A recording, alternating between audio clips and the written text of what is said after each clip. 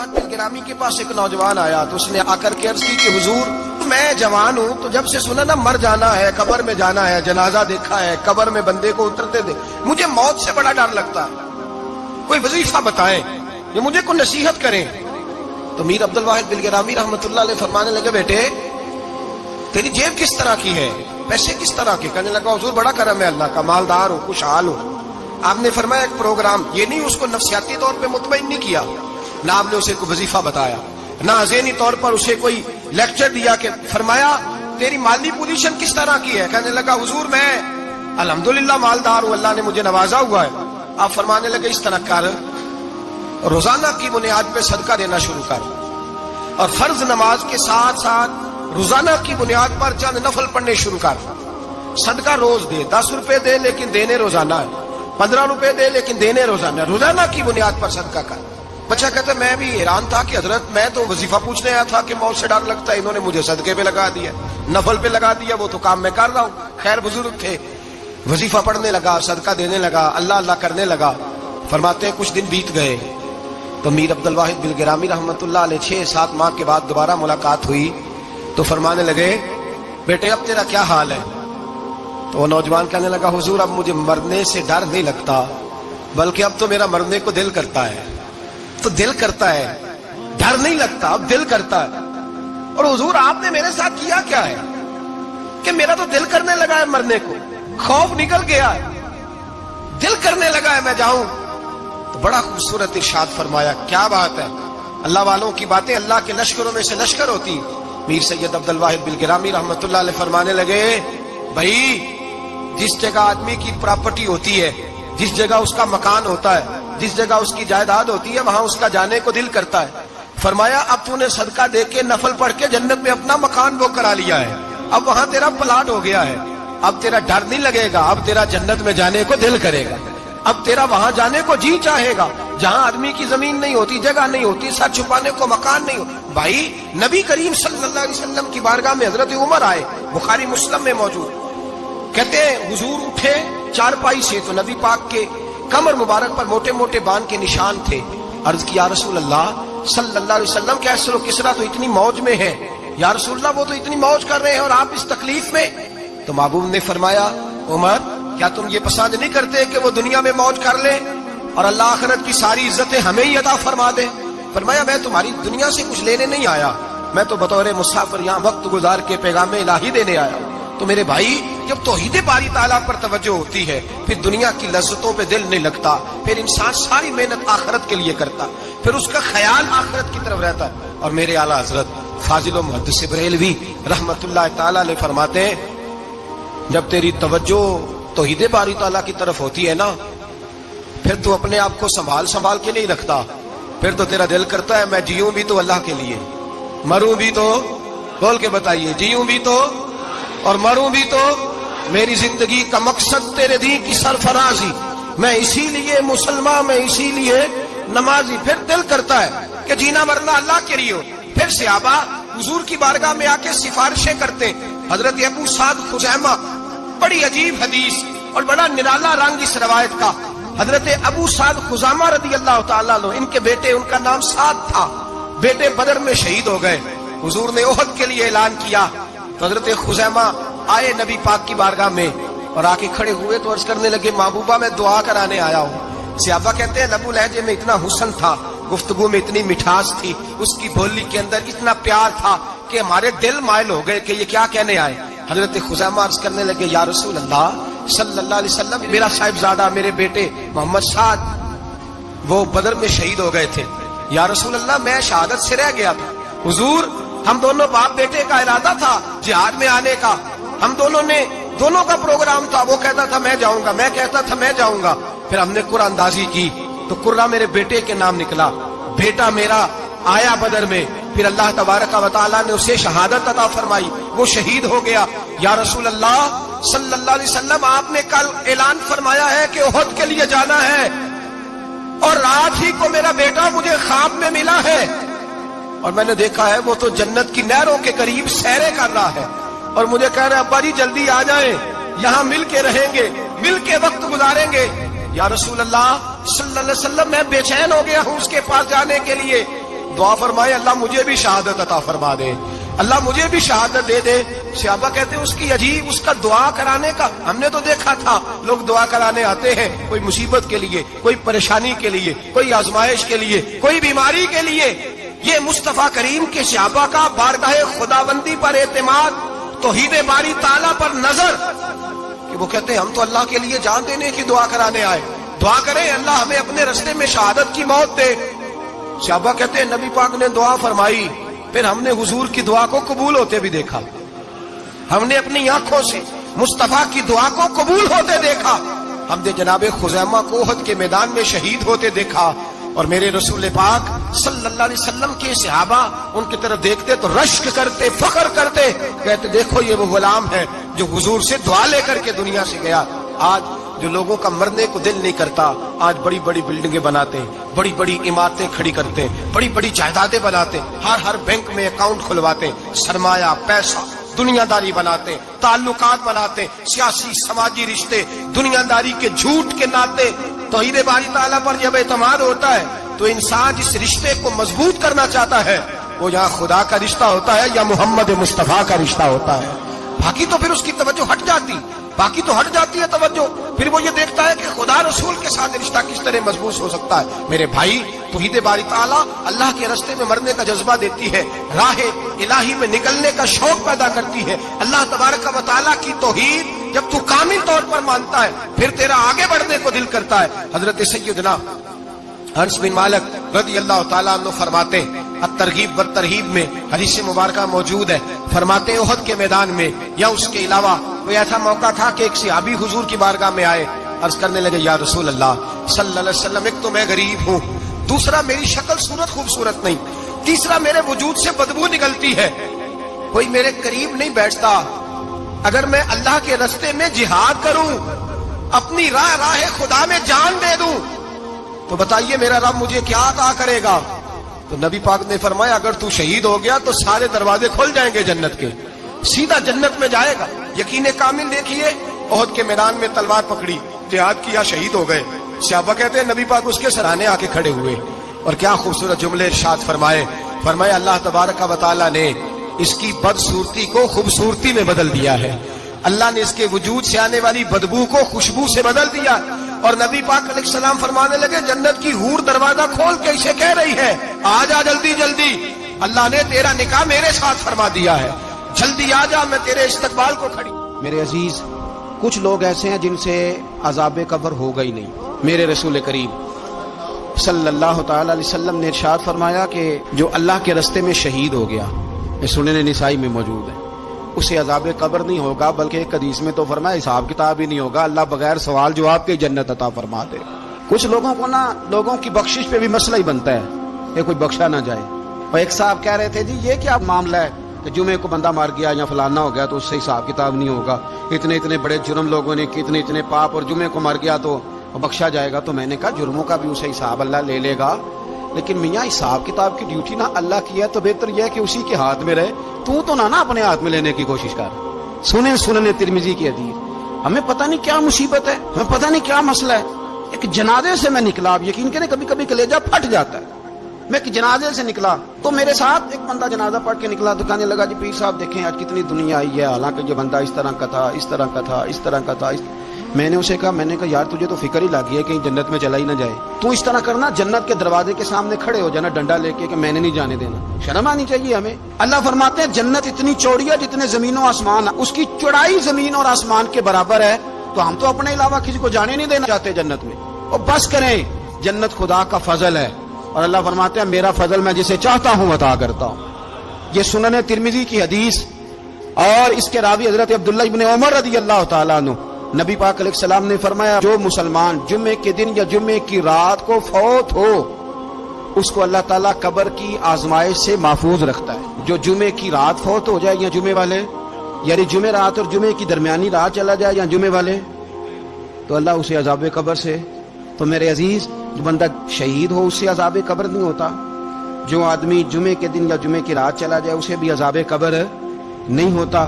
اور میرے رسول کریم صلی اللہ تعالی علیہ وسلم نے فرمایا جو بندہ ایک دن اور ایک رات یہ حدیث صحیح مسلم میں، سنن ترمذی میں، مصنف عبدالرزاق میں موجود ہے۔ ایک دن اور ایک رات اللہ کی رضا کے لیے اسلامی سرحد پہ پہرا دے۔ میں اور آپ سوئے ہوئے ہیں، لیکن وہ لوگ جو فوجی بارڈروں پہ کھڑے ہیں، دیکھو مدینے والے محبوب کس کس پہ کرم فرماتے ہیں۔ ساری عمر نہیں، 24-25 سال کی سروس نہیں، فرمایا ایک دن اور ایک رات اللہ کی رضا کے لیے جو اسلامی سرحد پر پہرا دے، مسلمانوں کو کافروں سے بچائے، رب اسے عذاب قبر نہیں دے گا، اسے اللہ تعالیٰ اپنے فضل سے معاف فرما دے گا۔ ایک رات اور ایک، آپ کیا سمجھتے ہیں کہ ان فوجیوں کی کوئی چھوٹی شان ہے؟ ان کا کوئی چھوٹا مرتبہ ہے؟ ایک دن اور ایک رات اگر یہ پہرا دیں تو اللہ انہیں اتنا انعام عطا کرتا ہے۔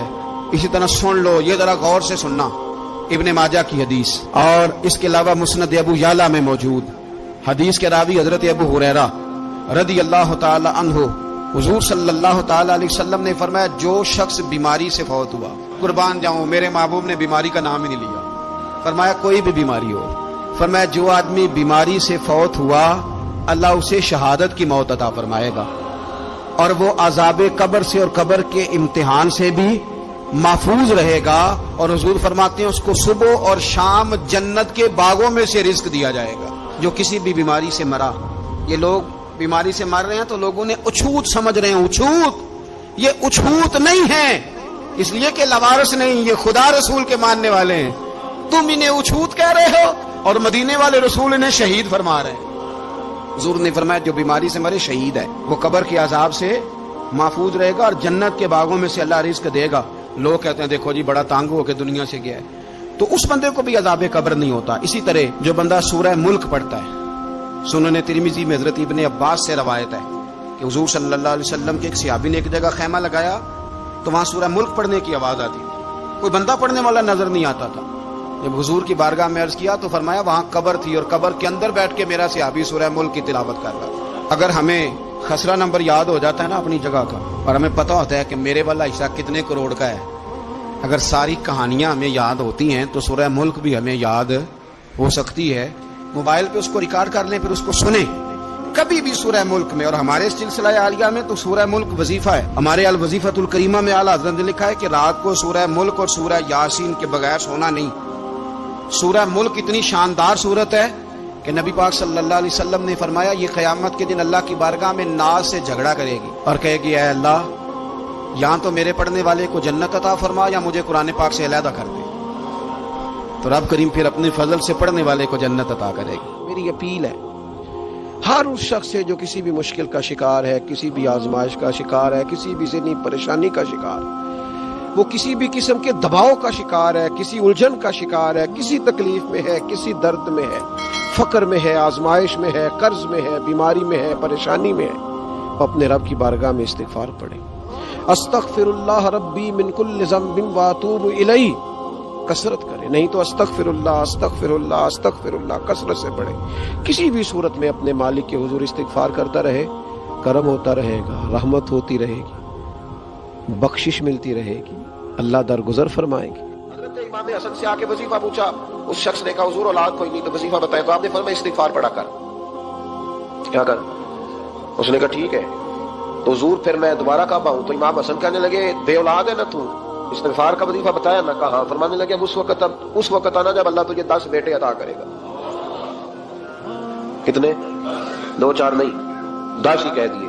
تو حضرت امیر معاویہ رضی اللہ تعالیٰ دیکھا، کہنے لگے حسن اتنا بڑا دعویٰ؟ آپ فرمانے لگے میں نے کہہ دیا نا تو اللہ فضل کرے گا، ہاں ہاں اللہ خیر کرے گا، خیر ہو جائے گی۔ وہ شخص کئی سالوں کے بعد آیا، کئی سالوں کے بعد، تو حضرت امیر معاویہ کو بھی ساتھ لایا، کہنے لگا حضور اللہ کے فضل سے اللہ نے 10 بیٹے عطا فرمائے، پورے 10 ہی اللہ نے دیے۔ تو حضرت امیر معاویہ کہنے لگے جناب بات تو آپ کی سچی ہو گئی، پر مجھے بھی بتائیے وظیفہ کہاں سے لیا؟ فرمانے لگے قرآن پاک سے، سورہ نوح کی 10 11 12 آیت پڑھو، اللہ فرماتے ہیں تم استغفار پڑھو، میں تمہاری بیٹوں سے بھی مدد کروں گا، مالوں سے بھی مدد کروں گا۔ تو میں نے استغفار بتائی تھی اور قرآن میرے اللہ کا ہے، رب کا وعدہ جھوٹا ہو سکتا؟ فرمایا 10 بیٹے ملنے تھے، میں نے کہہ جو دیا تھا۔ اور میرے بھائیوں یاد رکھیں استغفار اللہ کی رحمت نازل کرتا ہے۔ ایک ہوتا ہے خوف، ایک ہوتی ہے خشیت۔ خوف والے لوگ توبہ کرتے ہیں، خشیت والے استغفار کرتے ہیں۔ ایک ہوتا ہے خوف، ایک ہوتی ہے خشیت والے استغفار کرتے ہیں۔ نبی کریم علیہ السلام نے فرمایا میں دن میں 100 مرتبہ استغفار کرتا ہوں، دن میں۔ توبہ والا کہتا ہے کہ میں بھول گیا تھا، مجھے معافی مل جائے، اور خشیت والا کہتا ہے میرا یار ناراض نہ ہو جائے، وہ استغفار ہی کرتا رہتا ہے، وہ معافی. حضرت رومی نے مثال دی ہے، فرماتے ایک عورت تھی تو بھیک مانگا کرتی تھی. ایک دن بادشاہ کے دروازے پہ بھیک مانگنے گئی تو بادشاہ کو پسند آ گئی، اس نے نکاح کر لیا. 20 کنیزائیں اس بی بی کے پاس تھی خدمت کرنے کے لیے، روٹی دینے کے لیے، کپڑا دینے کے لیے، لیکن وہ ہر وقت روتی رہتی تھی، ہر وقت روتی. ایک سمجھدار کنیز کہنے لگی کہ ملکہ اب تیرا درجہ بہت بڑا ہے، تو ہر وقت روتی رہتی ہے، معافی ہی مانگتی رہتی ہے ہر وقت، کون سی ایسی نعمت ہے جو تیرے پاس نہیں؟ تو وہ کہنے لگی اس لیے تو روتی ہوں. کیا مانا؟ کہنے لگی اس لیے روتی ہوں کہ میں اس قابل نہیں تھی جو مجھے مل گیا، کہیں میرے سر کا سائیں ناراض نہ ہو جائے، وہ کہیں بگڑ نہ جائے. مجھے پتا ہے کہ میں کیا تھی اور مجھے کہاں تک پہنچا دیا. میں روتی اس لیے ہوں کہ کبھی کہیں وہ ناراض. حضرت عمر اس لیے روتے تھے کہ کہیں مصطفیٰ ناراض نہ ہو جائے. حضرت ابو بکر اس لیے تڑپتے تھے کہ کہیں اللہ کا فضل روٹ نہ جائے. یہ جو مولا علی اپنے کمرے میں بیٹھ کے زور زور سے استغفار پڑھتے تو اس لیے نہیں کہ بڑے پاپ تھے جن کی معاذ اللہ معافی مانگتے تھے، اس لیے کہ رب رسول کہیں ناراض نہ ہو. خشیت تھی کہ جہاں ہم پہنچے ہوئے کہیں وہاں سے واپس. استغفار بندے کی اللہ سے صلح کرا دیتا ہے، بندے کی رب سے صلح ہو جاتی ہے جب استغفار. دیکھیں نا بڑی سادی سی بات ہے کہ دو بھائی ناراض ہو تو بڑا کہتا ہے اس نے میری بے ادبی بڑی کی، تو چھوٹا اگر پاس آ جائے اور پیر پکڑ لے کہ چل یار معاف کر دے، تیرا بھائی نہیں. پتہ کیا ہوتا ہے؟ صرف معافی نہیں ملتی. ہاں صرف معافی نہیں. چھوٹے نے بے ادبی کر دی، بڑے کو تکلیف ہوئی، بات جب آگے بڑھی نا تو بڑے نے شکوہ کیا. جب لوگوں نے چھوٹے کو سمجھایا تو چھوٹا جب معافی مانگتا ہے، ادھر دیکھو میری طرف، جب چھوٹا معافی مانگتا ہے نا اٹھ کے جاتا ہے اور بڑے کے پیر پکڑتا ہے تو میرا معاف نہیں کرتا، بڑا رو بھی پڑتا ہے، بڑا رو بھی پڑتا ہے. اور وہ کہتا ہے کہ وہ میں اور تم اماں کے پاس اکٹھے بیٹھتے، ایک باپ کی موٹر سائیکل پہ اکٹھے بیٹھتے، تو تیرا اور میرا رشتہ یار تم نے یہ کیوں؟ وہ جو آنسو نکلتے ہیں نا وہ درد ہوتا ہے، وہ کیف ہوتا ہے، وہ سوز ہوتا ہے، وہ لذت ہوتی ہے، وہ پیار ہوتا ہے. رب کہتا ہے تو معافی مانگ، انہو کان غفارا، تو معافی مانگ، میں تجھے معاف بھی کروں گا، تیرے اوپر رحمت بھی فرماؤں گا، تیرے اوپر کرم نوازی بھی کروں گا، تجھے نواز دوں گا، تجھے عطا کروں گا. حضرت موسیٰ کلیم اللہ علیہ السلام کا زمانہ مبارکہ تھا، قحط پڑ گیا، بارش نہیں ہوتی. ہم لوگ نا اب تو خیر ہمارے پاکستان میں تو ٹیبل ٹاک ہوتی ہے، ٹاک شو ہوتے ہیں. ہمارے یہاں تو پتہ کیا جاتا ہے کہ بارش ہو کیوں نہیں رہی، پھر اس میں یہ ہوتا ہے کہ دھواں بڑا چڑھ گیا ہے، حالات بڑے خراب ہیں، فلاں ایسے ہو گیا قحط کا. ہم تو اسباب تلاش کرتے رہتے ہیں نا جی، بھوک بہت زیادہ ہے، فلاں چیز ایسے ہے، فلاں چیز ایسے، اب تو یہ تلاش کرتے رہتے ہیں. وہ لوگ یوں نہیں کرتے تھے، وہ سیدھے جا کے مسلوں پہ بیٹھتے تھے، اس لیے کہ وہ کہتے تھے جب رب چاہتا ہے تو پھر کوئی چیز کسی چیز کو روک سکتی.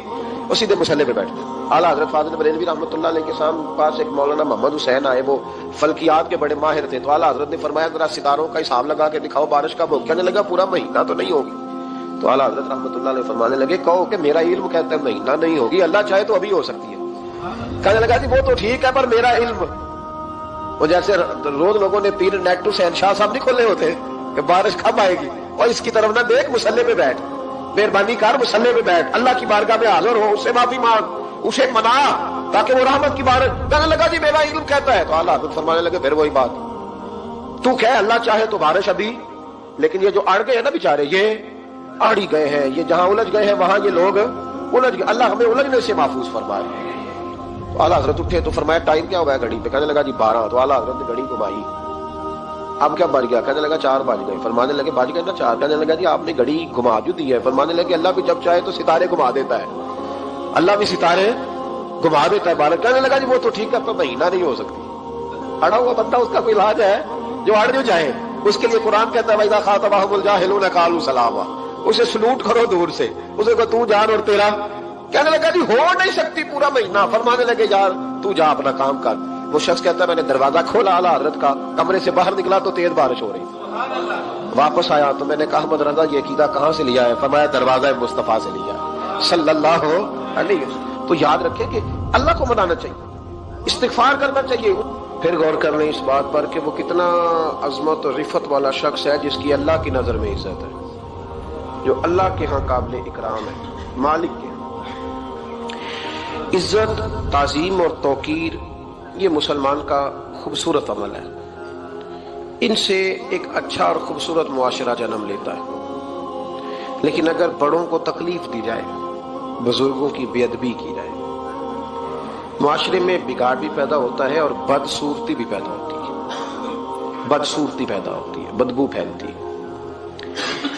اس سے معاشرے کا حسن مان پڑتا ہے، بڑوں کو تکلیف نہ دے، آزمائش میں مبتلا نہ کرے۔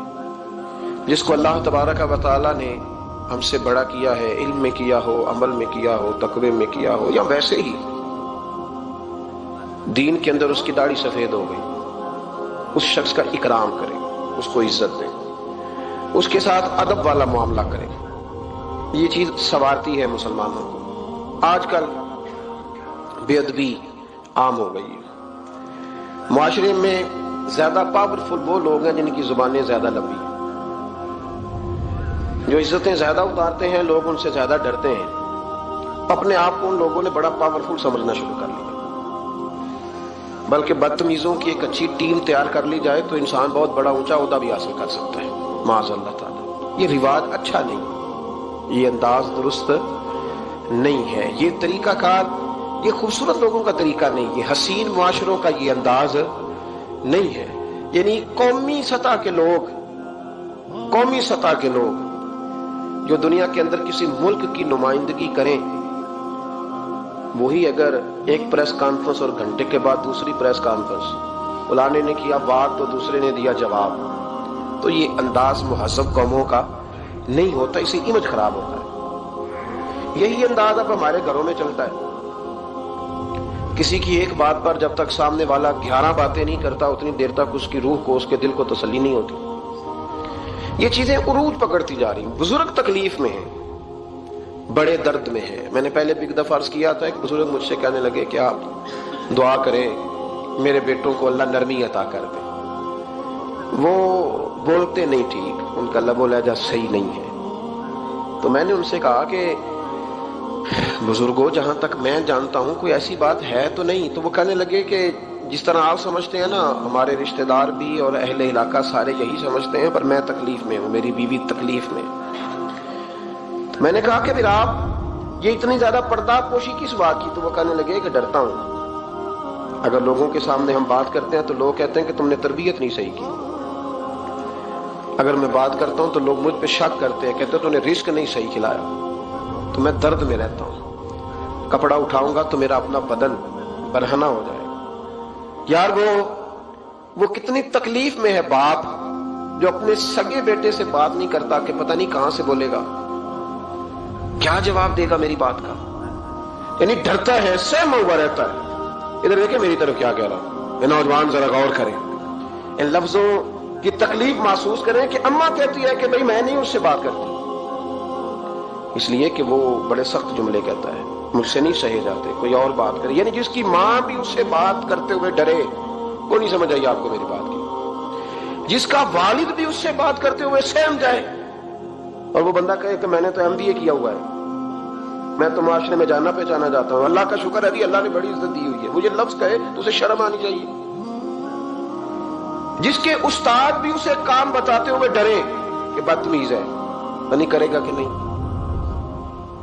اگلے لفظ اس سے بھی خطرناک ہیں، جس کا مرشد بے جھجک جسے کام ہی نہ بتا سکے اور جس کو کام کہنا ہی چھوڑ دے، جس کے حوالے سے لوگ خاموش ہو جائیں کہ بس مطلب کیا ضرورت ہے، جب اس پہ بات بوجھ بنے گی تو اس شخص کو پھر سوچنا چاہیے نا کہ وہ زندگی کس لیے گزار رہا، اس کا پھر انداز کیا ہے۔